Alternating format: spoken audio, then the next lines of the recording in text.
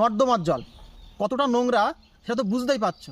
সেই নর্দমার জলকেও কিন্তু আমাদের খাবার উপযোগী করে তোলা হয়। কিন্তু কিভাবে তোলা হয় দেখো, এখন বর্তমানে আমাদের গ্রামগঞ্জে দেখেছো যে প্রত্যেক জায়গায় পাইপ বসানো হচ্ছে। সেই পাইপে কিন্তু জল আসবে কিন্তু সেই গঙ্গা থেকে।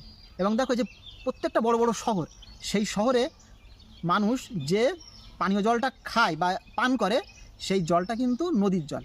এই যে জল অর্থাৎ নোংরা জল, সেই নোংরা জলটাকে কীভাবে পরিশ্রুত করা হয় যেটা আমরা পান করতে পারি, যার জন্য আমাদের শরীরে কোনো ক্ষতি হয় না। দেখো, এটা কিন্তু শুধুমাত্র পরিশ্রুত করে একটা ফিল্টারের সাহায্যে। ফিল্টারের নাম হলো পলিমার মেমব্রেন ফিল্টার।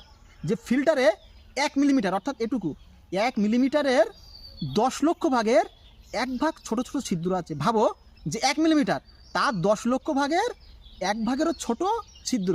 সেই ছিদ্রের সাহায্যে কিন্তু এই এত নোংরা জল আমাদের খাবার মানে পানের উপযোগী করে তোলা হচ্ছে।